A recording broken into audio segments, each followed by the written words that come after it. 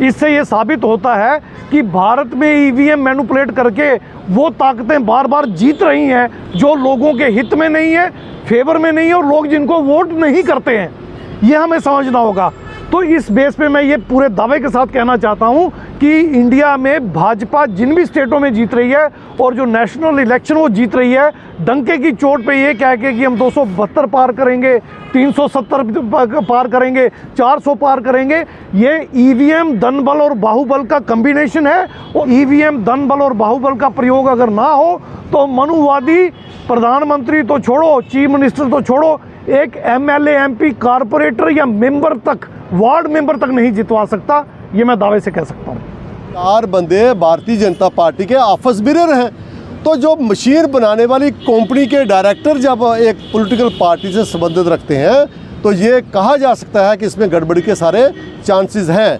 अभी जैसे हमारे चंडीगढ़ में इलेक्शन हुआ है तो इलेक्शन कमीशन के जो बंदे हैं, जो वहाँ पर हमारे अधिकारी थे, वो साफ प्रिजाइडिंग ऑफिसर देख रहे हैं, उनके हाथों से ऑन कैमरा साबित हुआ है कि वो हेरा फेरी कर रहे थे और साफ पकड़े गए हैं। और इसका संज्ञान चीफ जस्टिस ऑफ इंडिया ने भी लिया है। और एग्जाम्पल चंडीगढ़ की देते हैं कि आंखों के सामने सीसीटीवी कैमरा के सामने अगर इतनी बड़ी धोखाधड़ी हो सकती है तो ये मशीनें जो है वो चेंज भी कर सकते हैं, उसमें मैनिपुलेट भी कर सकते हैं, चिप में भी बदलाव कर सकते हैं। तो अगर लोगों की डिमांड जो है सबकी ये है कि ईवीएम जो के ऊपर भरोसा नहीं है, तो सरकार को चाहिए कि ईवीएम को बदलना चाहिए। जैसा कि आप देख सकते हैं कि लोग यहाँ पे अंबेडकर चौक में बैठे हुए हैं अपनी डिमांड्स को लेके। तो चलो इनसे जान लेते हैं कि सरकार ने इनकी डिमांडों को क्या सीरियस लिया है क्या नहीं लिया। तो सोता सर, जय भीम सर। जय भीम सर, जो आप अपनी डिमांड को लेके बैठे हुए हो, तो क्या सरकार ने आपकी इस डिमांड को मद्देनजर रखते हुए कोई रिस्पॉन्ड दिया है? देखिए, ये जो भाजपा सरकार है, आरएसएस बैक्ड मनुवादियों की सरकार है, हमें इनसे कोई बड़ी ज़्यादा उम्मीदें पहले भी नहीं थी, और वैसे भी अब 24 के इलेक्शन के बाद इनको जाना ही है, तो मुझे लग रहा है ये हमें कंसीडर करेंगे, ऐसा कुछ होने वाला नहीं है। मैं फिर से अपनी मुख्य मांगें जो है वो दोहरा देता हूँ ताकि लोगों को याद रहे। सबसे बड़ी और पहली हमारी मांग है जाति आधारित जनगणना पूरे भारत के लोगों की, और उसके बाद जिस वर्ग की जितनी जनसंख्या है, जनसंख्या के अनुपात में उसकी हिस्सेदारी हो। तीसरी हमारी मुख्य मांग है कि राजनीतिक आरक्षण और आर्थिक आधार पर जो EWS आरक्षण है ये ख़त्म किया जाए। चौथी हमारी मुख्य मांग है कि राइट टू वर्क को फंडामेंटल राइट में रखा जाए ताकि सबकी लाइवलीहुड का इंतज़ाम हो। पांचवी हमारी मुख्य मांग है शिक्षा, स्वास्थ्य और न्याय सबको एक जैसा मिले, उसके लिए जो भी प्रावधान करने हो सरकारें करें। छठी हमारी मुख्य मांग है ईवीएम, धन बल और बाहुबल का प्रयोग इलेक्शन प्रोसेस से बाहर हो, ख़त्म हो। Free, fair and transparent elections हो, इलेक्शन का सारा खर्चा इलेक्शन कमीशन उठाए, कैंडिडेट्स को खर्चा ना करना पड़े, ताकि इलेक्शन फंड्स के नाम पे अरबों खरबों की जो लूट मचा रखी है बड़ी बड़ी पॉलिटिकल पार्टीज़ ने, ये बंद हो। और सातवीं और आखिरी हमारी मुख्य मांग ये है कि भारत का संविधान मूल रूप से लागू हो, कानून का राज हो, यानी रूल ऑफ लॉ इस्टेब्लिश हो, ताकि जो भी कातिल, चोर, उचक्के हैं वो कल कहीं रहबर बन के इस देश को बर्बाद ना करें जैसे आज हो रहा है। ये हमारी 7 मुख्य मांगे हैं। सर, एक आप मुद्दा डिस्कस कर रहे थे ईवीएम। सर, ईवीएम को लेके आपके क्या विचार हैं? देखिए, पाकिस्तान में अभी हाल ही में इलेक्शंस हुए हैं, और उन इलेक्शंस में पाकिस्तान की आर्मी ने बंगलिंग करने के लिए एड़ी चोटी का जोर लगा रखा था, पूरी ताकत लगा रखी थी। और जो उनके साथ पॉलिटिकल पार्टियां मिली हुई थी जिनके समर्थन में आर्मी थी, वो पार्टियां भी धांधली करने के लिए पूरी ताकत लगा रही थी। बावजूद इसके, क्योंकि वहाँ पर ईवीएम से चुनाव नहीं होता, बैलेट पेपर से चुनाव होता है, अल्टीमेटली इमरान खान को बहुत बड़ी बढ़त वहाँ पे मिली। इससे ये साबित होता है कि भारत में ईवीएम मैनिपुलेट करके वो ताकतें बार बार जीत रही हैं जो लोगों के हित में नहीं है, फेवर में नहीं है, और लोग जिनको वोट नहीं करते हैं, ये हमें समझना होगा। तो इस बेस पे मैं ये पूरे दावे के साथ कहना चाहता हूँ कि इंडिया में भाजपा जिन भी स्टेटों में जीत रही है और जो नेशनल इलेक्शन वो जीत रही है, डंके की चोट पे ये कह के कि हम 272 पार करेंगे, 370 पार करेंगे, 400 पार करेंगे, ये ईवीएम धनबल और बाहुबल का कम्बिनेशन है और मिसयूज ऑफ ऑफिशियल पावर है। इसके अलावा आप देखिए, हमारी सुप्रीम कोर्ट ने एक फैसला किया था कि अब जो चीफ इलेक्शन कमिश्नर बनेगा वो प्रधानमंत्री, अपोजिशन लीडर और सुप्रीम कोर्ट के चीफ जस्टिस ये तीनों बैठ के फैसला करेंगे। और एक बिल पास करके मोदी जी ने उसको निरस्त कर दिया और चीफ जस्टिस को बाहर करके अपना ही एक मंत्री उसमें रख लिया, जिससे ये साबित होता है कि ईवीएम को मैनिपुलेट करने के लिए चीफ इलेक्शन कमिश्नर भी ये अपना लगाना चाहते थे और ये उस पर काम कर रहे हैं। सुप्रीम कोर्ट में इसको लेकर चर्चा भी जारी है और पूरे भारत में ईवीएम के खिलाफ बहुत बड़ा विद्रोह भी खड़ा हो चुका है। दिल्ली में जंतर मंतर में और पूरी दिल्ली में वकीलों के बहुत बड़े समूह ने और बहुत बड़ी जनता ने भी, बहुत सारे देश के लोगों ने भी इसके खिलाफ बड़ी बड़ी एजिटेशंस की हैं। मेरा ऐसा मानना है ईवीएम धनबल और बाहुबल का प्रयोग अगर ना हो तो मनुवादी प्रधानमंत्री तो छोड़ो, चीफ मिनिस्टर तो छोड़ो, एक एमएलए, एमपी, कारपोरेटर या मेंबर तक, वार्ड मेंबर तक नहीं जितवा सकता। ये मैं दावे से कह सकता हूँ। ईवीएम का मुद्दा लेके आप सभी डिस्कस कर रहे हो, ईवीएम हटाने का आपको क्या फ़ायदा होगा? देखिए, मेरा बात ऐसे है कि ईवीएम के बारे में सबसे पहले भारतीय जनता पार्टी का सबसे बड़ा नेता सुब्रमण्यम जो है वो कोर्ट में जाता है और सुब्रमण्यम के पास जो सबूत थे कि ईवीएम की जो मशीन है उसके अंदर एक चिप है और उसके अंदर एक टाइमर है और जिस टाइमर को कंट्रोल करके उससे रिजल्ट लिए जाते हैं। जैसे अगर तो जब सुब्रमण्यम स्वामी जो है भारतीय जनता पार्टी का बड़ा नेता जो है वो कांग्रेस की सरकार के खिलाफ जाता है कि ईवीएम में गड़बड़ होती है, तो जब वही सरकार ईवीएम के द्वारा सरकार बना लेती है तो उसे ये शक होता है कि अब वो गवर्नमेंट जो है वो इसको क्यों हटाना नहीं चाहती है। नंबर 2, ईवीएम जो बनाने वाली जो कंपनी हैं दो, उस कंपनी में जो 7 डायरेक्टर हैं वो 7 डायरेक्टर में से 4 बंदे भारतीय जनता पार्टी के ऑफिस बीरर हैं। तो जो मशीन बनाने वाली कंपनी के डायरेक्टर जब एक पॉलिटिकल पार्टी से संबंधित रखते हैं तो ये कहा जा सकता है कि इसमें गड़बड़ी के सारे चांसेस हैं।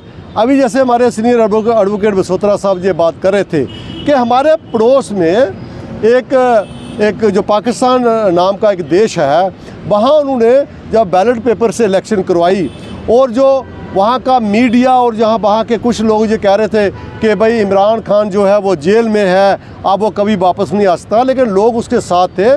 तो बैलेट पेपर से लोगों ने ये साबित कर दिया कि लोग जिसको चाहें वो ABCD कोई हो उसको भी जिता सकते हैं। तो वहाँ उन्होंने ये करके दिखाया है। तो नंबर 3, ये जो इलेक्शन कमीशन है, इलेक्शन कमीशन की एक ड्यूटी बनती है कि वो उस देश में इलेक्शन जो है वो फ्री, फेयर एंड ट्रांसपेरेंट तरीके से कराए। फ्री, फेयर और ट्रांसपेरेंट तरीका क्या होता है कि जब कोई वोटर वोट डालने जाए उसको जब पता होना चाहिए कि मैंने वोट किसको डाला, मैंने अपना स्टैंप कहाँ लगाई और मैंने अपना वोट जो है वो कैसे डाला है। तो इसके लिए फ्री, फेयर और ट्रांसपेरेंट सिस्टम जो है ईवीएम से नज़र नहीं आ रहा है। बहुत सारी ऐसी एग्जाम्पलें आई हैं। अभी लेटेस्ट एग्जाम्पल जो है कि मध्य प्रदेश में एक बहुजन समाज पार्टी का कैंडिडेट जो है उसको 0% वोट मिले और जब वो उसको चैलेंज करने के लिए गया उसने कहा जनाब मेरा वोट कहाँ गया है। तो बहुत सारी ऐसी एग्जाम्पलें हैं जिससे ये साबित हो रहा है कि ईवीएम से इलेक्शन जो है वो फ्री, फेयर एंड ट्रांसपेरेंट नहीं हो सकती। इसके अलावा या तो हमारे जैसे लोग, कॉमन लोग इसका विरोध कर रहे हो तो माना जा सकता है कि भाई इन लोगों को जानकारी नहीं है।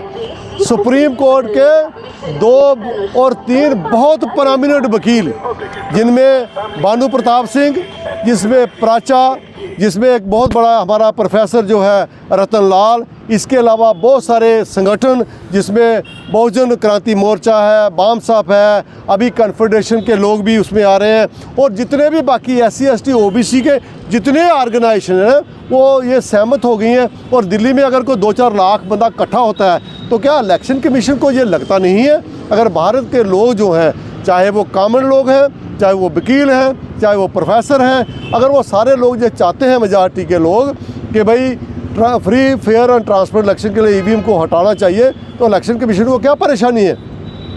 अब इलेक्शन कमीशन ये बोलता है कि इसके ऊपर ज़्यादा टाइम लगता है। भाई आप 1.5 महीना जो है वो ईवीएम से के 7 फेजेज़ में आप इलेक्शन कराते हो और फिर उसको काउंटिंग करने के लिए भी 3 दिन लगाते हो, तो अगर 2 दिन फालतू लग जाए तो क्या परेशानी है।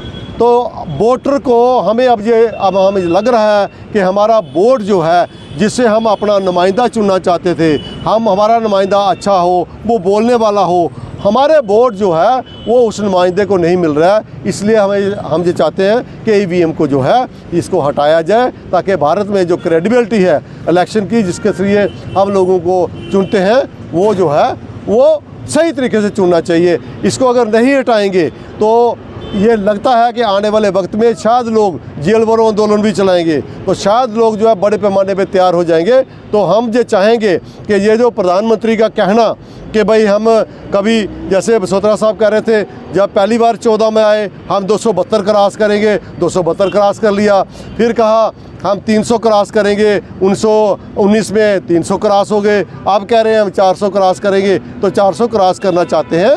ये बहुत ही जो है ये घमंडीपन जो लगता है कि इसमें ईवीएम की वजह से हो रहा है। अदरवाइज इनसे जो बड़े ताकतवर प्रधानमंत्री, चाहे वो नेहरू हो, चाहे वो गांधी हो, चाहे वो राजीव हो, चाहे उसके बाद अटल बिहारी वाजपेयी भी हो, तब भी लोगों ने कभी ये नहीं कहा कि भाई हम 400 सीटें जीत जाएंगे। तो सिर्फ ईवीएम की वजह से ऐसा हो रहा है, इसलिए हम चाहते हैं कि इसको हटाया जाए। सर, जैसे कि चीफ इलेक्शन कमीशन, तो वो भी सरकार अपनी मर्जी से चुनेगी, तो उसके बारे में क्या राय है?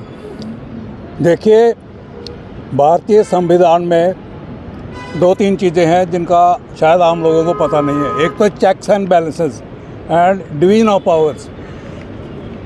लेजिस्लेचर का काम है कानून बनाना, एग्जीक्यूटिव जिसको बोलते हैं सरकार, उसका है सरकार चलाना, और जुडिशरी का काम है कानून को सही तरीके से लागू करना।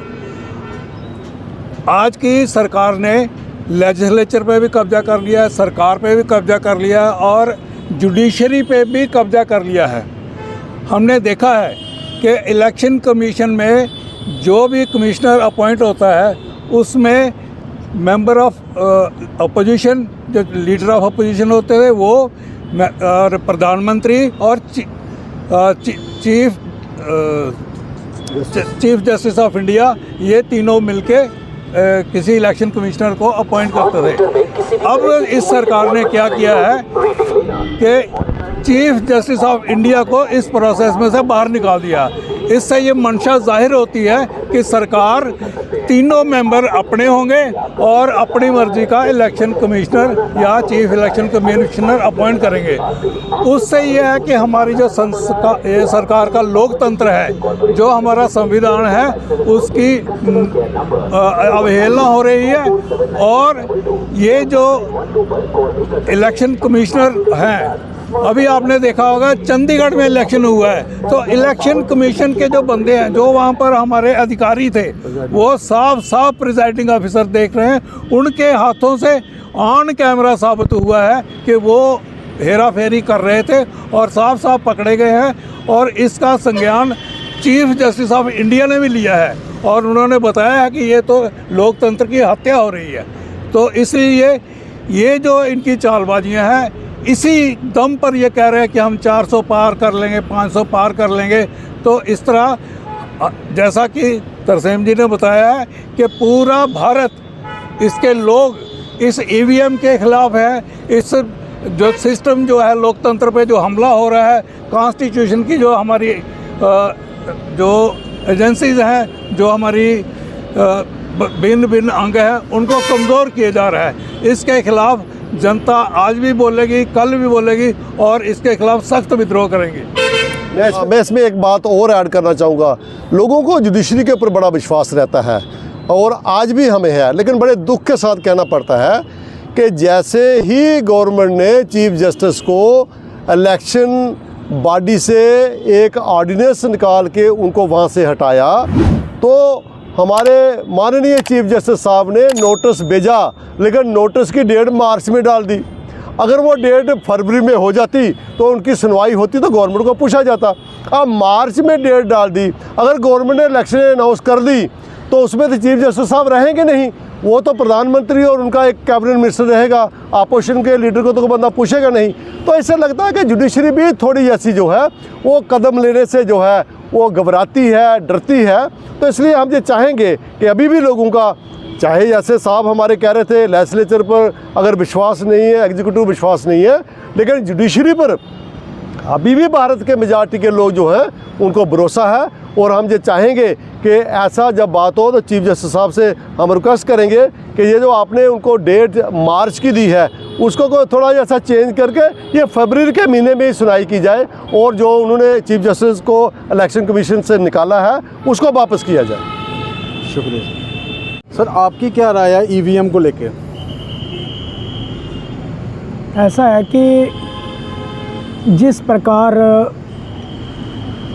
इलेक्शंस हो रहे हैं और उसके रिज़ल्ट आ रहे हैं, फिर एक एक महीना, डेढ़ महीना इलेक्शन चलती रहती है, और EVM की मशीनें जो है वो ये अपनी अपनी जगह पर रखते हैं और उनको मैनिपुलेट कर लेते हैं, और इस तरह से ही जो है वो अब इलेक्शन हो रहा है, जिसका हम सीधा हम एग्जांपल चंडीगढ़ की देते हैं कि आंखों के सामने CCTV कैमरा के सामने अगर इतनी बड़ी धोखाधड़ी हो सकती है तो ये मशीनें जो है वो चेंज भी कर सकते हैं, उसमें मैनिपुलेट भी कर सकते हैं, चिप में भी बदलाव कर सकते हैं। तो अगर लोगों की डिमांड जो है सबकी ये है कि EVM जो के ऊपर भरोसा नहीं है, तो सरकार को चाहिए कि EVM को बदलना चाहिए